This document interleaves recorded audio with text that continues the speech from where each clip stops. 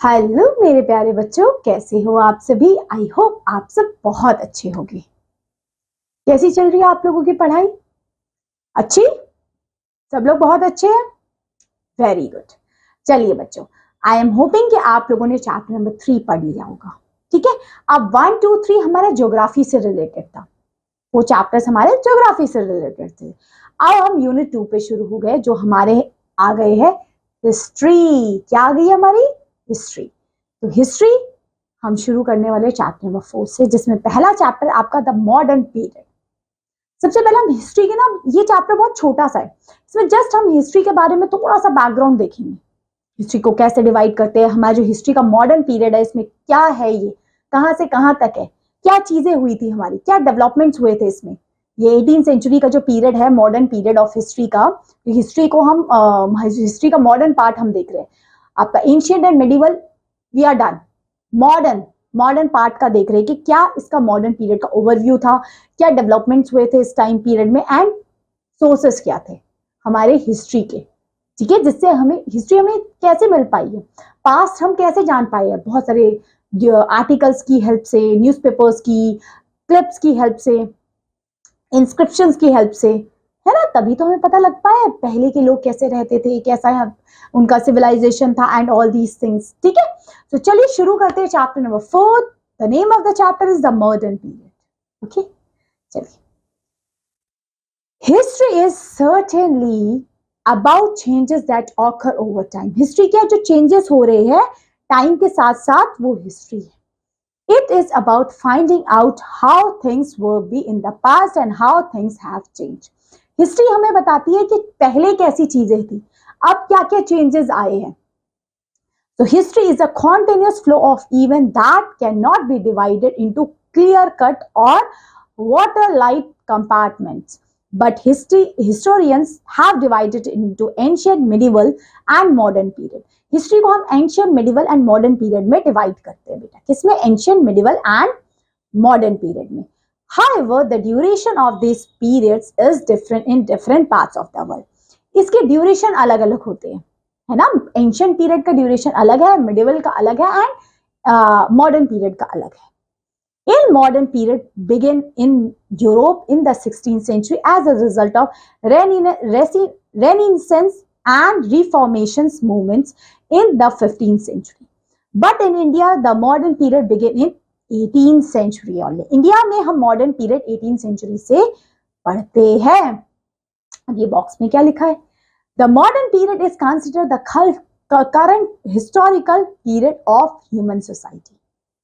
ठीक है, ये इंपॉर्टेंट चीज है। चलिए, अब an overview of a modern, हम ये जो मॉडर्न पीरियड पढ़ेंगे, क्योंकि आगे हम जो पढ़े मॉडर्न हिस्ट्री होगी, तो इसका ओवरव्यू यहां से लेते हैं कि मॉडर्न हिस्ट्री का, मॉडर्न पीरियड का क्या क्या चीजें मेन हुई है ना। मॉडर्न पीरियड कहां से कहां तक है, क्या चीज है ये मॉडर्न पीरियड हिस्ट्री का।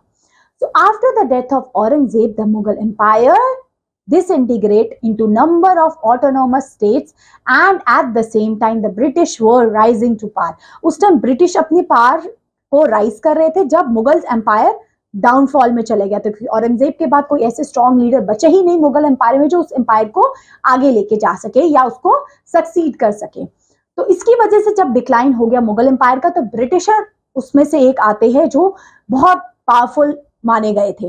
So in between, the Maratha were trying to emerge as a political heir of the Mughals, but they fell in a victim to the ambitious and were stubborn to the British. The 18th century was a period of great political turmoil and economic stagnations in the country. ये जो हमारा period है ना, ये बहुत एक political turmoil का period है एंड इकोनॉमिक स्टैग्नेशन का पीरियड है ये, क्योंकि इस टाइम 18th सेंचुरी का टाइम बहुत ज्यादा डिफिकल्ट था एंड बहुत ज्यादा सेंसिटिव था। So the English and the French were rivals in trades as well as in politics. तो आपको पता है ब्रिटिशर्स फ्रांस के बीच में, सबके बीच में, इनफैक्ट जो भी इंडिया में आए थे उनके बीच में एक राइवलरी चल रही थी कि कौन इंडिया में आके ट्रेड करे सबसे पहले, किसका ट्रेड सबसे बेस्ट हो। So the three Carnatic Wars proves decisive in the favor of English, who competitively routed the France. Between 1757 and 1857, the English stamps with their authority over Bengal and Awadh, subdued the Marathas and the Sikh, and countered Burma and Sindh. So the British rule in India had a great social, economic and cultural impact. So जो British का ये जो time period था, इसका अपना एक social, economical and cultural impact था. So it led to various social, religious reforms and cultural regenerations. The spread of English education introduced the Indians to Western science, philosophy, literature, and thought that gave him a high idea of liberty, equality, and fraternity in them. The spirit of nationalism prevailing the entire world arose in the Indian also. At the same time, exploitation and discriminations create utmost dissatisfactions among all the society, about all the section of society. ये जो dissatisfaction हो रहा है, ये इस time period में ना सबसे ज्यादा लोगों में dissatisfactions and all these things हो रही थी. So the revolt of 1857 almost shocked the foundation of British Empire India. So ये 1857 का revolt ना बहुत important and बहुत ज्यादा we can say change वाली चीज मानी जाती है, ठीक है. So the company's rule came to end and the political power was transferred to the crown in 1858. The struggle of the national independence began in 1905, the period between 1990 and 1934 known as Gandhi era of mass movement. So 1919 से लेके 1934 तक का period Gandhian era कहा जाता है, क्योंकि उस time पे गांधी जी अपने पूरे फुल मतलब ये गांधी जी ने का ही था, ये जितना भी इस पीरियड में ना जितनी भी चीजें हो रही थी, जिसको लीड करा जा रहा था, है ना, वो इनके ही उस पे हो रही थी. So 1919 से लेके 1934 का पीरियड इस गांधीयन एरा माना जाता है. So Gandhi ji led the non-violent national movement against the British rule. Some revolutionaries also made a significant contributions to the freedom struggle. ये freedom struggle is not just because just happen just by the one person. इसमें बहुत सारे हमारे freedom fighters involved थे, तभी हमें जाके independence मिल पाई है, ठीक है. So देखते हैं the changing nomenclature of subcontinent and its region. So कैसे हमारा ये change होता है चीजें, कैसे इसका nomenclature change हो रहा है, ये सारी चीजों के बारे में डिस्कस करते हैं. So the Indian subcontinent comprises the modern countries of India, Pakistan and Bangladesh form the British Empire until the partition. Of course partition से पहले तो हमारे ये जितनी भी countries आप देख रहे हैं, पाकिस्तान, बांग्लादेश, इंडिया, ये सब एक ही थी. 1947 के बाद में they are divided in their own countries. Myanmar then known as Burma, पहले बर्मा बोला जाता है. Sri Lanka known as Ceylon were a part of British Empire in Asia until 1937. The Independence Act 1947 partinized India into two parts. The provisions of Balochistan, Sindh and NV frontier provisions went to Pakistan, while Punjab and Bengal are divided into two dominations of India and Pakistan. The Muslim majority area of these provinces were given Pakistan's. Sir Sir Redcliffe drew a boundary line. देखिए हमें पता है ना, ये Radcliffe line draw की गई थी India and Pakistan की जो लाइन है. McMahon line India and China की लाइन है ना. तो ये लाइन ड्रॉ कर दी गई, ये बॉर्डर्स बना दिए गए. बांग्लादेश अलग हो गया 1971 के बाद, है ना. तो इस तरीके से ये बांग्लादेश फॉर्म हो जाता है. ईस्ट पाकिस्तान वेस्ट पाकिस्तान में कन्वर्ट हो जाता है. East Pakistan known as Bangladesh, West Pakistan known as Pakistan. So the two parts, Pakistan, that is West Pakistan and the East Pakistan, lay on the two side of India. India के दो side में एक east and एक waste. East side is known as Bangladesh. Later in 1971, Later in 1971, East Pakistan separated and emerged as an independent nation or known as Bangladesh. So जो East Pakistan था वो बन जाता है बांग्लादेश 1971 के बाद. इंडिया का भी इसमें पूरा सपोर्ट था. एंड जो वेस्ट बांग्लादेश था वो वेस्ट पाकिस्तान था, वो पाकिस्तान बन जाता है. जो ईस्ट पाकिस्तान वो बांग्लादेश बन जाता है 1971 में. ये आपको पता लगा बांग्लादेश, पाकिस्तान, इंडिया, इनका किस तरीके से चीजें थी इनके बीच में, ठीक है. अब देखते हैं the major developments during the 18th century. 18th century में कौन कौन से डेवलपमेंट्स होते हैं? So the 18th century is regarded as the darkest period of Indian history. Indian history का ये सबसे darkest period माना जाता है ये। Aurangzeb dismissed in 1707 marked the end of reign of Great Mughal. ये तो आपको पता है, औरंगजेब के बाद Mughal empire is down.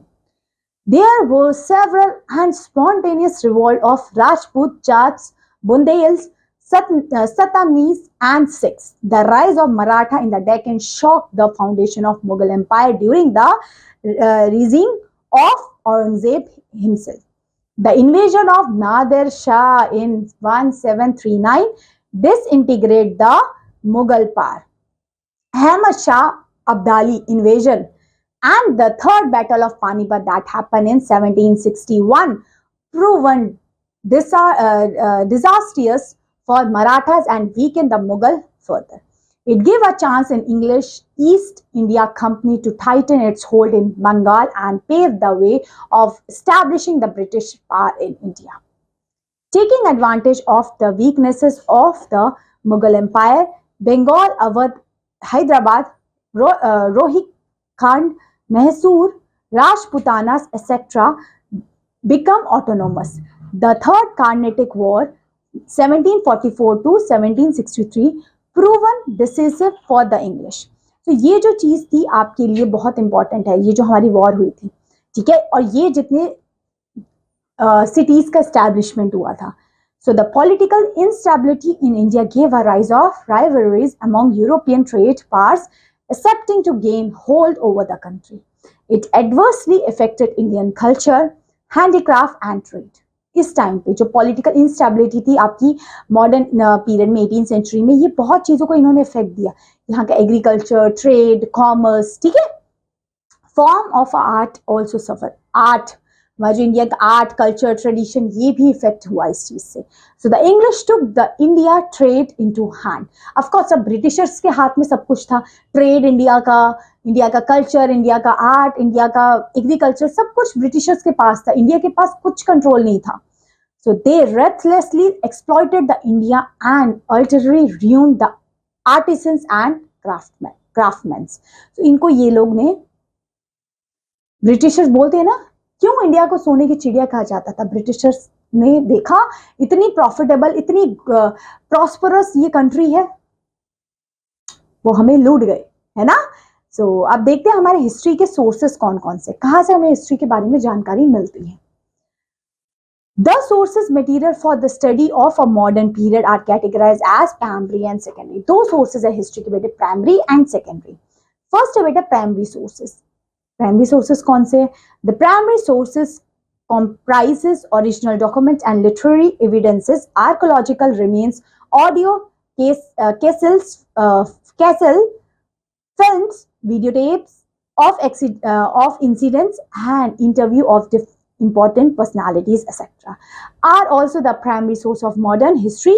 States and the nation archives preserves the resources. मतलब यहाँ पे जो स्टेट्स एंड नेशनल लेवल पे जो आर्चीव्स रखे जाते हैं, लाइब्रेरीज में जो डॉक्यूमेंट्स रखे जाते हैं, वीडियो टेप्स है, फिल्म्स है, ऑडियो कैसेट्स है, ये सब एज अ प्राइमरी सोर्स काम करते हैं, जिससे हमें हिस्ट्री के बारे में जानकारी मिलती है, इंडियन हिस्ट्री के बारे में जानकारी मिलती है. ठीक है. अगला बेटा सेकेंडरी सोर्स. अब हिस्ट्री को पढ़ने के लिए सेकेंडरी सोर्स कौन कौन से हैं? So the secondary sources comprises of the work of a great historians and scholars, articles, review, books and newspapers. Such books and written records are available in a various library. जो written records है, especially आपके जो articles है, आपके जो newspapers है, books है, ये सारी की सारी चीजें सेकेंडरी सोर्स है. ठीक है. तो ये हो गया हमारा मॉडर्न पीरियड का, थोड़ा सा हमने ओवरव्यू लिया है जस्ट, है ना. तो चैप्टर यही खत्म होता है. अब हम करते हैं इसके question and answers. Okay, let's start with the first one. Historians have divided history into कितने पार्ट्स में? 3 parts, ancient, medieval and modern. Option B. Next, second, the foundation of Mughal empire was shaken by the invasion of. किसके invasion से हमारा पूरा system एकदम शेकन हो गया था? हमने देखो यहाँ पे पढ़ा है अहमद शाह है ना, अहमद शाह, तो यहाँ अहमद शाह लिखा है, हाँ अहमद शाह अब्दाली, तो हम यहाँ पे मार्क कर देंगे Ahmad Shah Abdali. Next, this battle of Panipat proven disastrous for the Maratha. कौन सी बैटल सबसे खराब थी? मराठास आ गए, तो ये तो थर्ड बैटल ही होगी हमारी, तो option number A. Next, fourth is that the English east India company rule in India ended. कब एंड हुआ था ईस्ट इंडिया कंपनी का रूल? 1856 में, ऑप्शन सी इज करेक्ट। ठीक है, आगे कुछ हमारे फिल इन द ब्लैंक्स है बेटा। फर्स्ट क्वेश्चन है, the company rule came into and in. कब कंपनी का रूल एंड हुआ था? 1858। Next, so we can mark, okay, so it is not 1856, no, 1858. okay, next, second, archaeological remains from fill in the blank source of modern period। archaeological primary source है हमारे history का। Next, the revolt of fill in the blank almost shock the foundation of British empire in India. कौन सा revolt? 18, बिल्कुल सही, 57। चलिए अब true false करें। चलिए, सबसे पहला, the modern period in India begins at the same time in Europe. No, अलग अलग टाइम्स पे। ठीक है, so it is false. Next, the modern period is said to have begin in Europe in 16th century. बिल्कुल सही बात है, 16th century में हुआ था, हमारा 18th सेंचुरी में मॉडर्न पीरियड शुरू होता है। ठीक है, आगे, Burma and Ceylon form the part of British empire. बिल्कुल ठीक, ये पहले ब्रिटिश एम्पायर के ही पार्ट थे, दिस इज ट्रू। अब मैचिंग है आपके सामने, 1971 बांग्लादेश है ना, बांग्लादेश बना था। अब ये वाला पीरियड है, गांधीयन एरा बोला जाता है। एंड आपका 1761 third battle of Panipat, and आपका 26 जनवरी 1950, option number B, that is India become solid democratic republic. ठीक है, तो ए का होगा ऑप्शन सी तक, है ना, जब हम बांग्लादेश बना हमारा। ठीक है, और ये होगा फोर्थ का बी, एंड थर्ड का, एंड सेकंड का ए, एंड थर्ड का बी। ठीक है जी, चलिए अब करते हैं कुछ question and answers, starting with the first question. When did the modern period started in India? 18th century. Next, what are the primary sources of modern history? Tape recorder, ठीक है, और क्या क्या था? Video tape, tape recorder, cassette. ठीक है, when did India become republic? 26th of January 1950. Next, give an overview of a modern period in India. अब ये ओवरव्यू आप देख सकते हैं मॉडर्न पीरियड का, देखो हमने यहाँ पे पढ़ा है टॉपिक के साथ, ये ओवरव्यू मॉडर्न पीरियड का। जब औरंगजेब का डिक्लाइन हो जाता है मुगल एम्पायर, उसके बाद ब्रिटिशर्स आते हैं, उसको ब्रिटिशर इंडिया को इकोनॉमिकली, पॉलिटिकल टर्म्स में, सब कुछ टर्म्स में कंट्रोल करना चाहते थे, है ना, तो ये है हमारा। आगे, throw the light of Mughal empire. Mughal empire पे वही लाइट डालेंगे जो हमने पढ़ा, कैसे औरंगजेब के बाद there will be no one who can able to hold that positions. Okay, so this is the thing. And last question, describe the various sources of modern history in India. कौन कौन से सोर्सेज है? 2 sources है, primary sources and secondary sources. Primary sources में video आ जाएंगे, tape recorders आ जाएंगे, and secondary sources में आपकी बुक्स आ जाएंगे, मैगजीन्स आ जाएगी, है ना, आर्चीव्स आ जाएंगे, जितने भी है ये सब। Okay, so I am hoping so this chapter is totally clear to you. समझ में आया चैप्टर? क्लियर हुई चीजें? That's all my dear learners for this class. This chapter is over. Okay, so that's all. I am hoping so chapter 4 is totally clear to you. So that's all. Thank you so much. Have a good day. Bye bye.